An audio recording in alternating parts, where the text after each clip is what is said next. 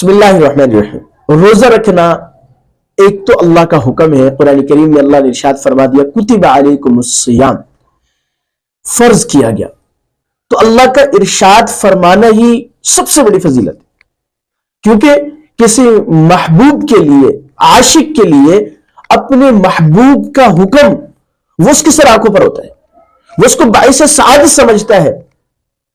جی کیوں؟ اس لیے کہ جو ہے اتنے بڑے بادشاہ، مالک الملک، ساری دنیا کے جو مالک ہیں، روئے زمین میں ذرہ ذرہ ان کی ملکیت ہے، ان کا حکم فرما دینا ہمارے لیے کتنی بڑی سعادت ہے۔ اس کی میں مثال عرض کرتا ہوں۔ ایک صحابی رسول کے بارے میں آتے ہیں، جناب نبی کریم صلی اللہ تعالی علیہ وسلم نے ارشاد فرمایا کہ اللہ پاک نے ان سے کہ اللہ نے آپ کا نام لے کر فرمایا ہے کہ آپ سے قرآن کی تلاوت سنوں۔ تو وہ صحابی کہتے ہیں اللہ سمانی، یعنی آنکھوں سے آنسو جاری ہو گئے خوشی سے، کیا اللہ نے میرا نام لیا؟ تو بھائی یہ یوں سمجھ لیجئے کہ اللہ کی طرف سے ایک ہمیں حکم ہے روزے کا، تو سب سے بڑی فضیلت اس کی ہے۔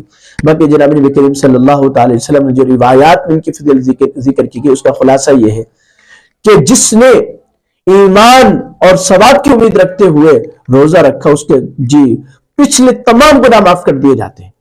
اور روزہ داروں کے لیے جنت میں الگ دروازہ باب الریان، وہ صرف روزہ داروں کے لیے ہوگا۔ اور اسی طرح جناب نبی کریم صلی اللہ تعالی علیہ وسلم نے ارشاد فرمایا، حدیث قدسی ہے، میں سمجھتا ہوں حدیث میں بہت بڑی فضیلت والی حدیث ہے۔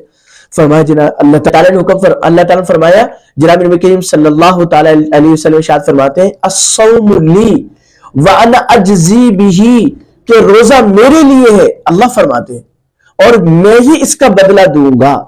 ایک ترجمہ علماء اس کا یہ کرتے ہیں، دوسرا ترجمہ یہ کرتے ہیں تھوڑا سا الفاظ بدل کر وانا اجزا بہ، کہ روزہ میرے لیے، میں خود اس کا بدل بنوں گا۔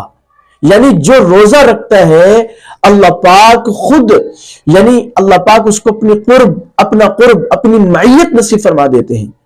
اور اگر پہلا معنی لیا جائے تو مفہوم یہ ہوگا کہ میں خود اس کا بدلہ دوں گا۔ اور اگر آپ اس کو عام فہم انداز سے سمجھ لیں کہ اگر وزیر اعظم کہے آپ سے کہ آپ کو بلا کر میں انعام دوں گا، تو آپ کو اگر اگلے دن جانا ہو تو ساری رات نیند نہیں آئے گی کہ وزیر اعظم انعام دیں گے، کوئی 10 روپے 20 روپے تو نہیں ہوگا، کوئی 2-4 ہزار تو نہیں ہوں گے، وزیر اعظم اپنی حیثیت کے موافق انعام دیں گے۔ تو روزہ اللہ کے لیے اللہ کیا انعام دیں گے؟ وہ بادشاہوں کے بادشاہ ہیں، تو یقین کیجئے کہ ان کا انعام سب سے بڑھ کر ہوگا۔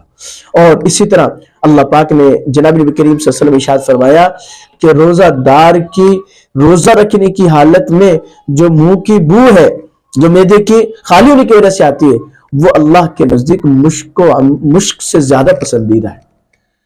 اور روزہ دار کی دعا قبول کرتے ہیں اللہ پاک، خاص طور پہ افطاری کے وقت ایک دعا ضرور قبول کرتے ہیں۔ اور بہت سارے فضائل ہیں، تو اس لیے ہمیں سب سے پہلے اللہ کا حکم سمجھ کر روزہ رکھنا ہے، تاکہ اللہ پاک ہمیں اپنی محبت، اپنا قرب اور اپنی معیت نصیب فرمائے۔